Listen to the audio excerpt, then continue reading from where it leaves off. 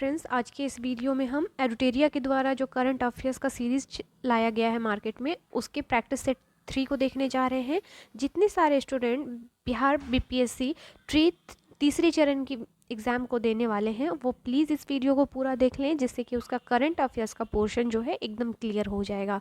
आपको पता होगा 7th फेज़ में और फेज़ 2 में जो है बहुत सारे क्वेश्चंस, लगभग 15 से 16 क्वेश्चन जो है आपको करंट अफेयर्स से देखने को मिलेगा। तो ऐसे में बीपीएससी का जो ट्रेंड है क्या करंट अफेयर्स को काफ़ी ज़्यादा इंपॉर्टेंट देना और वहाँ से सवाल अच्छी खासी संख्या में पूछे जाने की, तो आप इस वीडियो के माध्यम से जो है उसकी कमी को पूरा कर सकते हैं। तो फ्रेंड्स, प्लीज़ वीडियो को पूरा देखिए और अगर अच्छा लगे तो इस वीडियो को शेयर भी कीजिए, क्योंकि जिन बच्चों के पास बुक अवेलेबल नहीं हो उनकी भी तैयारी जो है अच्छे से हो पाए। तो शुरू करते हैं हम सेट 3 को और देखते हैं आज के पहले सवाल को। आज का सवाल है, हाल ही में हुए ज्वालामुखी विस्फोट एवं उनके क्षेत्र के संबंध में कौन सुमेलित है। आपको बताना है कि जो ज्वालामुखी क्रियाएं या विस्फोट हाल ही में हुआ है, उनको क्षेत्र में कौन सा सुमेलित है, आपको यह बताना है। ऑप्शंस दिए गए हैं, विलारिका ज्वालामुखी जो कि चिली में है, रेगजेंस प्रायद्वीप जो कि आइसलैंड में है, माउंट मेरापी ज्वालामुखी इंडोनेशिया में है, या इनमें से सभी जो है एक दूसरे से सुमेल करते हैं। तो आपको बताना है कि इसमें कौन सुमेलित है। तो इसका राइट आंसर ऑप्शन डी हो जाएगा। याद रखिएगा, क्वेश्चन इस तरीके से भी पूछा जा सकता है कि जो विलारिका ज्वालामुखी है यह किस क्षेत्र में पाया जाता है या कौन से देश में अवस्थित है। तो ऐसे भी क्वेश्चन अगर बीपीएससी पूछती है तो आपसे हो जाएगा। तो चलिए, ऑप्शन डी हो जाएगा, सभी एक दूसरे से मिले हुए हैं। अक्सर आपने माउंट मेरापी ज्वालामुखी के बारे में देखा होगा, या एग्जाम में पूछे जाने की जो है बीपीएससी एक दो बार इसे पूछ भी चुकी है। तो आपको याद रखना है, माउंट मेरापी ज्वालामुखी इंडोनेशिया में अवस्थित है। चलिए नेक्स्ट देख लेते हैं क्वेश्चन नंबर 2 को। क्वेश्चन नंबर 2 में है, भारत का दूसरा पूरी तरह से स्वदेशी रूप से निर्मित 700 मेगावाट का दबावयुक्त भारी जल परमाणु रिएक्टर कहाँ शुरू किया गया है। ऑप्शंस दिए गए हैं, काकरापार गुजरात, नरोरा उत्तर प्रदेश, कुंडलकुलम तमिलनाडु, या रावतभाटा राजस्थान। आपको बताना है कि पूरी तरह से जो स्वदेशी रूप से निर्मित 700 मेगावाट का दबावयुक्त भारी जल परमाणु रिएक्टर है, यह कहाँ अवस्थित है। तो इसका राइट आंसर काकरापार गुजरात हो जाएगा। नेक्स्ट देख लेते हैं क्वेश्चन नंबर 3 को, काफ़ी इंपॉर्टेंट है। खेलो इंडिया पैरा गेम्स 2023 के संबंध में कौन सा कथन सत्य है, आपको यह बताना है। ऑप्शंस दिए गए हैं आपको। इसका आयोजन हरियाणा में किया गया है, हरियाणा ने शीर्ष स्थान प्राप्त किया है इसने बिहार ने 6 रजत 3 कांस्य सहित कुल 9 पदक जीते और पदक तालिका में 22वां स्थान जो है प्राप्त किया है। अब आपको बताना है कि जो खेलो इंडिया पैरा गेम्स है, इसमें कौन से ऑप्शन सही हैं। केवल पहला है, पहला और दूसरा है, दूसरा और तीसरा है, या तीनों है। तो फ्रेंड्स, इसका राइट आंसर दूसरा और तीसरा हो जाएगा कि इसमें हरियाणा ने शीर्ष स्थान प्राप्त किया है। और बिहार को जोड़कर आप बहुत अच्छे से याद रख सकते हैं, क्योंकि बिहार का एग्ज़ाम है और हो सकता है कि बिहार करंट अफेयर्स के रूप में इस चीज़ को पूछा जाए कि बिहार ने कुल जो है 6 रजत 3 कांस्य सहित कुल 9 पदक जीते, और इस क्रम में जो है उनका जो स्थान था 22वां था। तो काफ़ी इंपॉर्टेंट है, याद रखिएगा। चलिए आगे देख लेते हैं हम क्वेश्चन नंबर 4 को। क्वेश्चन नंबर 4 में है, किस देश के अमीर शेख नवाब अल अहमद अल जबर अल सबा के निधन के सम्मान में भारत सरकार ने एक दिन के राजकीय शोक की घोषणा की है। नाम काफ़ी बड़ा है, देख लेते हैं कौन से देश से ये जो है बिलोंग करते हैं। ऑप्शन दिए गए हैं, बहरीन, यूएई, कतर, या कुवैत। तो आपको बताना है ये जो शेख है ये किस देश के हैं। तो इसका राइट आंसर हो जाएगा कुवैत के। याद रखिएगा, जो शेख नवाब अल अहमद अल जबर अल सबा हैं, ये जो है कुवैत के हैं। नेक्स्ट देख लेते हैं अगले सवाल को। क्वेश्चन नंबर 5 है आपका, हाल ही में प्रधानमंत्री नरेंद्र मोदी ने किस शहर में दुनिया के सबसे बड़े ध्यान केंद्र सवेद महामंदिर का उद्घाटन किया है। ऑप्शंस हैं, भोपाल, वाराणसी, पटना, या जयपुर। तो इसका राइट आंसर हो जाएगा आपका वाराणसी में। याद रखिएगा। नेक्स्ट देख लेते हैं क्वेश्चन नंबर 6 को। क्वेश्चन नंबर 6 है आपका, हाल ही में वाराणसी में आयोजित काशी तमिल संगमम में प्रधानमंत्री नरेंद्र मोदी ने एआई संचालित किस टूल का उपयोग किया ताकि उनके तमिल दर्शक उनके हिंदी भाषण का वास्तविक समय में अनुवाद कर सुन सके। तो आपको बताना है ये जो ट्रांसलेटर है ये आपको कहाँ से, मतलब इसका नाम क्या है। तो ऑप्शंस दिए गए हैं भासनी, बी है वाणी, सी है ध्वनि या डी है भूषण। तो फ्रेंड्स इसका राइट आंसर भासनी हो जाएगा। जो हिंदी भाषण का अनुवाद करेगा इसका नाम हो जाएगा आपका भासनी। फ्रेंड्स कई स्टूडेंट का कहना है कि मतलब एक साथ ही पूरे सेट को करवा दिया जाए, लेकिन ऐसा होता क्या है ना कि आप पढ़ तो लोगे लेकिन कभी कभी होता है कि कुछ चीज़ मिस हो जाती है, क्योंकि एक साथ बहुत ज़्यादा हो जाने से कुछ कुछ चीज़ों को हम भूल जाते हैं। इसलिए आपके पास जो भी पर्याप्त समय बचा हुआ है आप प्लीज़ रिवीजन कीजिए, और 1 बाय 1 करके मैं अगर करवा रही हूँ तो मतलब कम कम करके आप अच्छे से कॉन्सेंट्रेट करके पढ़ोगे ना तो आपको ज़्यादा अच्छे से समझ में आ जाएगा। बाकी एक बार में वो खिचड़ी की तरह हो जाएगा, इसलिए 1 बाय 1 करके ही मैं करवा रही हूँ ताकि चीज़ें जो हैं आपके माइंड में एकदम अच्छे से सेट हो सके। चलिए नेक्स्ट देख लेते हैं अगले सवाल को। अगला सवाल है IUCN रेड लिस्ट अपडेट 2023 के अनुसार मीठे पानी की मछली प्रजातियों में कितने प्रतिशत विलुप्त होने के खतरे में है। बताना है जो IUCN रेड लिस्ट है इसके अकॉर्डिंग मीठे पानी की मछली की प्रजातियों में कितने प्रतिशत विलुप्त होने का जो है खतरा बढ़ा हुआ है। 25%, 20%, 28% या 30%। तो इसका राइट आंसर 25% हो जाएगा। ये जो संभावना है यह विलुप्त होने की यह 25% तक है। सवाल है आपका, भारत की पहली महिला निम्नलिखित में कौन है जिन्हें international institute for the unification of private law की गवर्निंग काउंसिल के लिए चुना गया है। भारत की पहली महिला बताना है आपको। यह है अमृता भारती, श्वेता मिश्रा, उमा शेखर या रिया वर्मा। तो नाम क्या हो जाएगा फ्रेंड्स? तो नाम हो जाएगा आपका उमा शेखर। ऑप्शन जो है सी इसका राइट आंसर हो जाएगा। चलिए अगला सवाल है आपके सामने कि भारतीय नौसेना किस देश द्वारा प्रदत्त सेवा मुक्त किए गए उन्नत फास्ट अटैक क्राफ्ट INS तार मुगली को औपचारिक रूप से पुनः शामिल करेगी? तो किस देश द्वारा प्रदत्त है ये? श्रीलंका, जापान, दक्षिण कोरिया या मालदीव। तो इसका राइट आंसर क्या हो जाएगा? मालदीव द्वारा। नेक्स्ट देख लेते हैं अगले सवाल को।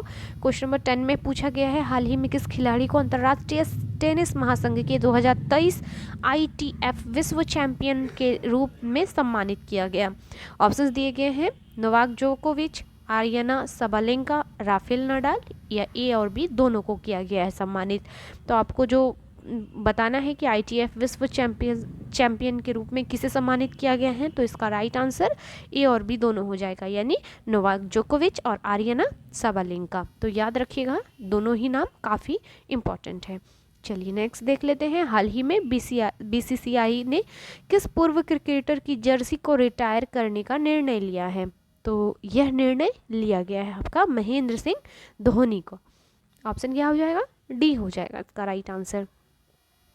अगला सवाल है कि मझगांव डॉक शिप बिलियर्ड्स और नेवर्ल्ड द्वारा संयुक्त रूप से विकसित देश की सबसे तेज सौर इलेक्ट्रिक नाव बाराकूडा को किस राज्य में लॉन्च किया गया?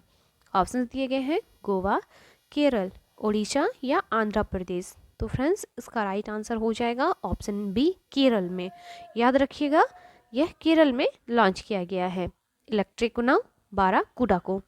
आगे देखेंगे हम अगले सवाल को कि हाल ही में वर्ष 2023 के लिए इंदिरा गांधी शांति पुरस्कार किसने जीता? मोस्ट VVI क्वेश्चन और BPSC एक्से क्वेश्चन जरूर पूछती है। याद रखिएगा जो 2023 का इंदिरा गांधी शांति पुरस्कार है यह मिल गया है आपका पियानो वादक डैनियल बरेन बोइम को तथा शांति कार्यकर्ता अली अबू अव्वाद को। तो दोनों ही नाम आपको याद रखना है, इस लिहाज से जो ऑप्शन सी है इसका राइट आंसर हो जाएगा, क्योंकि ए और बी दोनों को इंदिरा गांधी शांति पुरस्कार 2023 से सम्मानित किया गया है। नेक्स्ट देख लेते हैं अगले सवाल को। क्वेश्चन नंबर 14 में पूछा है हाल ही में किस राज्य सरकार ने राज्य के स्वामित्व वाली राज्य परिवहन निगम की बसों में महिलाओं और ट्रांसजेंडर्स के लिए मुफ्त बस यात्रा की योजना शुरू की है? तो यह किस राज्य सरकार के द्वारा की गई पहल है? तो इसका right answer option B Telangana हो जाएगा। अगला सवाल है हमारा यूनाइटेड वर्ल्ड रेसलिंग UWW ने किस भारतीय पहलवान को वर्ष 2023 की उभरती हुई महिला star rising star of the year 2023 नामित किया है? ऑप्शंस दिए गए हैं अलका तोमर, अंशु मलिक, गीता फोगाट या अंतिम पंघाल को।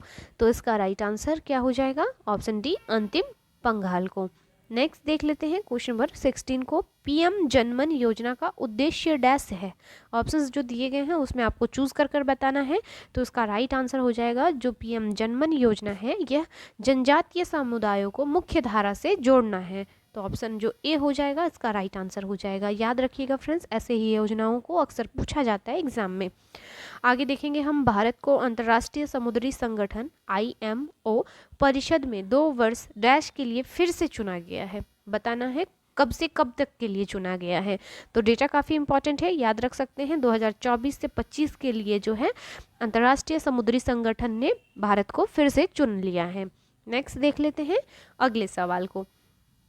22 दिसंबर 2023 को केंद्रीय गृह मंत्री अमित शाह ने किस शहर में देश के पहले साइबर सुरक्षा केंद्र का उद्घाटन किया, जिसे सेनकॉप्स के नाम से भी जाना जाता है। तो आपको बताना है कि किस शहर में देश के सबसे पहले साइबर सुरक्षा केंद्र का उद्घाटन किया गया।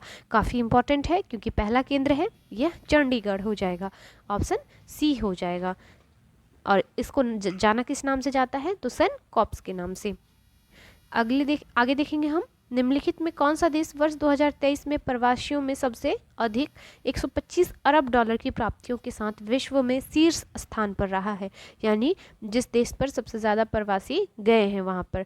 तो फ्रेंड्स इसका राइट आंसर क्या हो जाएगा, ऑप्शन बी भारत। भारत जो है 2023 में प्रवासियों में सबसे अधिक 125 अरब डॉलर की प्राप्तियों के साथ विश्व में शीर्ष स्थान पर है। तो ऑप्शन जो बी हो जाएगा इसका राइट आंसर हो जाएगा। चलिए आगे देखेंगे हम, हिंद महासागर और दक्षिण लाल सागर में हूती विद्रोही, काफ़ी न्यूज़ में रहा था ये। हूती विद्रोहियों द्वारा समुद्री जहाज़ों को निशाना बनाया गया। हूती विद्रोहियों का संबंध किस देश से है, आपको यह बताना है। तो इसका जो संबंध है यह है आपके यमन से। याद रखिएगा यमन जो कंट्री है, तो इसका जो संबंध है हूती विद्रोहियों से है। तो ऑप्शन सी इसका राइट आंसर हो जाएगा। नेक्स्ट देख लेते हैं हम क्वेश्चन नंबर 21 को। श्रीलंका की सरकार द्वारा किस देश के सशस्त्र बलों के 3 अधिकारियों को गोल्डन आउल पुरस्कार से सम्मानित किया गया है। तो किस देश के सशस्त्र बलों को 3 अधिकारियों को गोल्डन आउल पुरस्कार से सम्मानित किया श्रीलंका ने, तो इसका राइट आंसर हो जाएगा भारत के। ऑप्शन क्या हो जाएगा, भारत के सशस्त्र बलों को। तो ऑप्शन ए इसका राइट आंसर हो जाएगा। नेक्स्ट है, बंगाल की खाड़ी में आए चक्रवात माइकोंग का नामकरण किस देश के द्वारा किया गया। तो बताना है माइकोंग का नामकरण किस देश के द्वारा किया गया है। ऑप्शन है बांग्लादेश, म्यांमार, मालदीव या UAE। तो इसका राइट आंसर हो जाएगा म्यांमार। नेक्स्ट देख लेते हैं हम अगले सवाल को।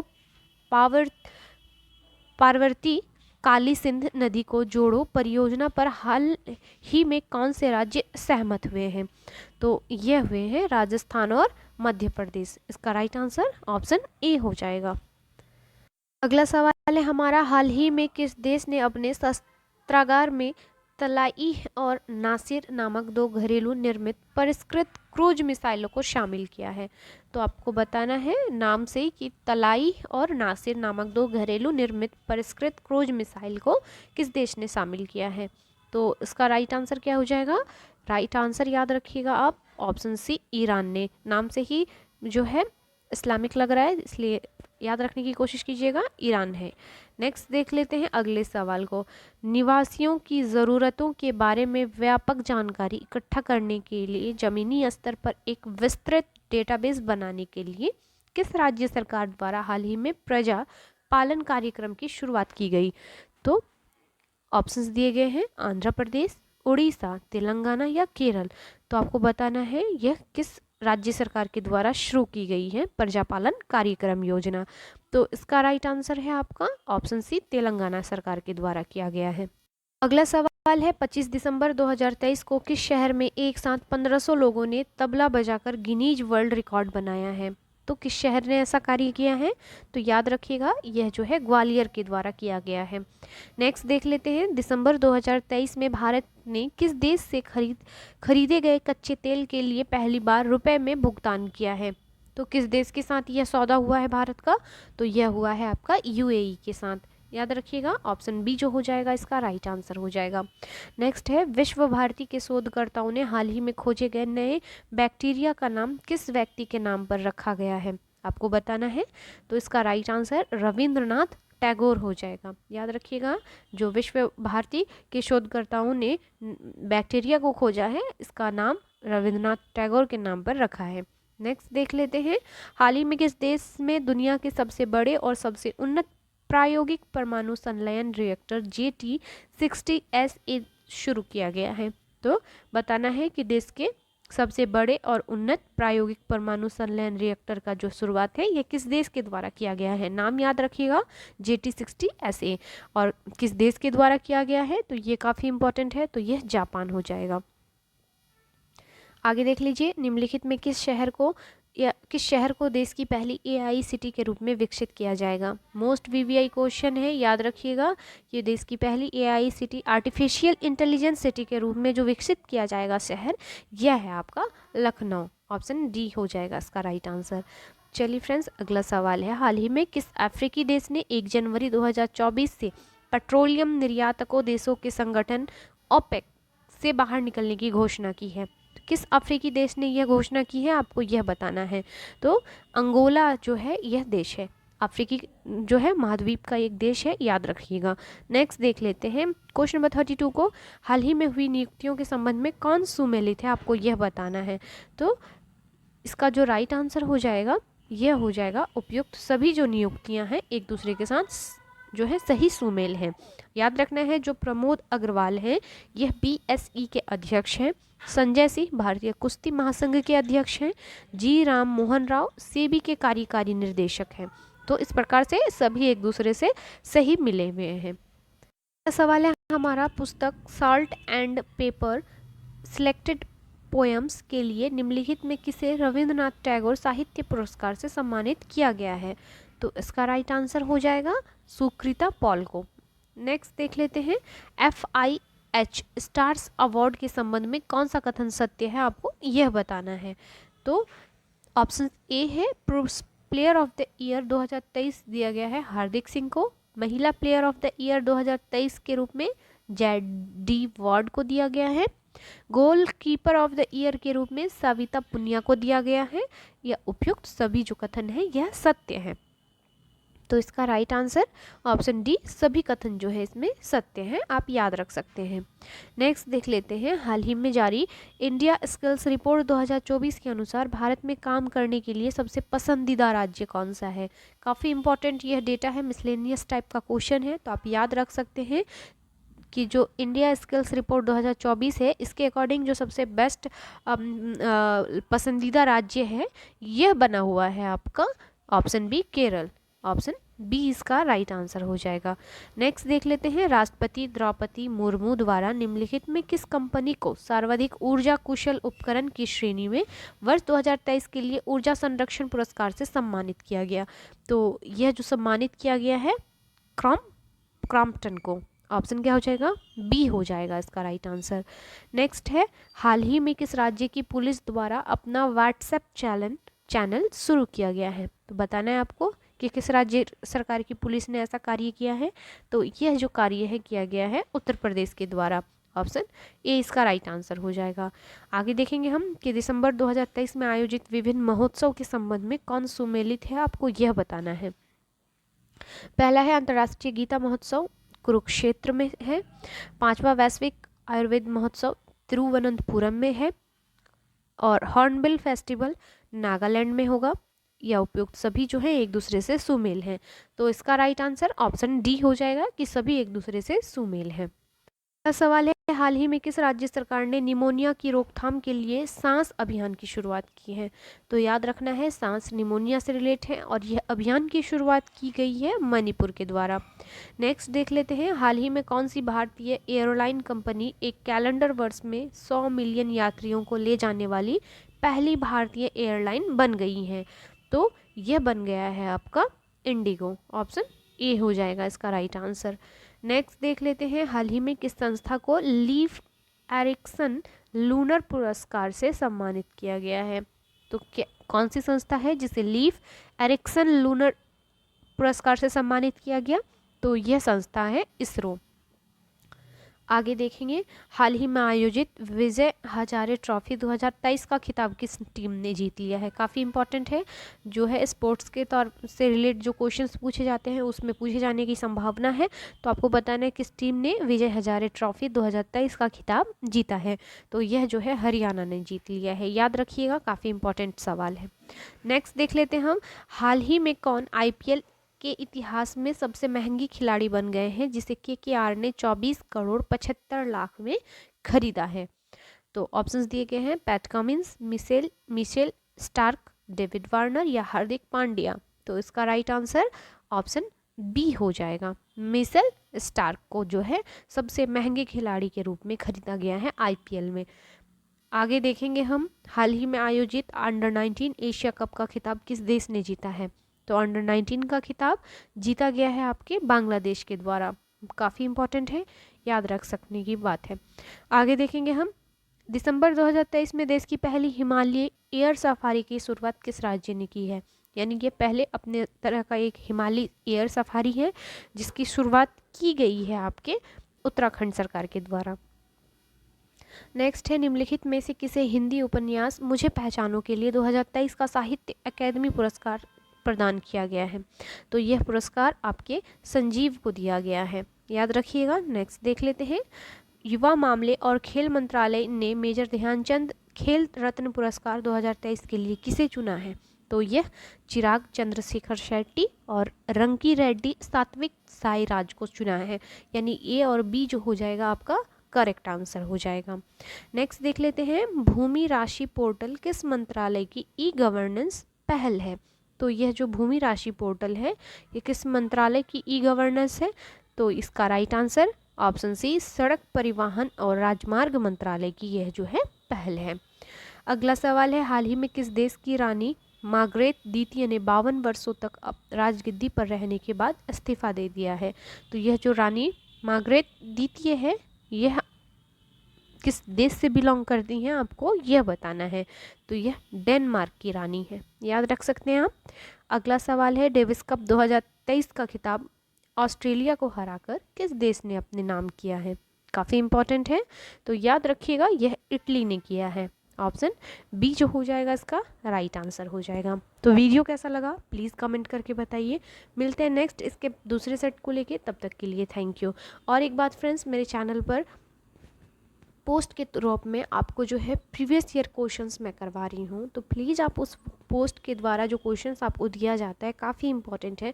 एक एक सवाल आपके लिए काफ़ी इंपॉर्टेंट है फ्रेंड्स, इसलिए सभी क्वेश्चंस को ज़रूर किया कीजिए सॉल्व। और कमेंट भी आप जो है कर सकते हैं, और क्योंकि जो है आपके लिए एक एक नंबर भी एग्ज़ाम में महत्व रखता है। कोई एक नंबर से पास तो कोई एक नंबर से फेल होता है, इसलिए मैं कभी 2 कभी 3 ऐसे पोस्ट जो है प्रीवियस ईयर क्वेश्चंस को करते रहती हूँ। तो आप ज़रूर से ज़रूर सॉल्व कीजिए, वहाँ से भी आपको लाभ ज़रूर मिलेगा। तो प्लीज़ चैनल को सब्सक्राइब कर लीजिएगा। मिलते हैं नेक्स्ट वीडियो में।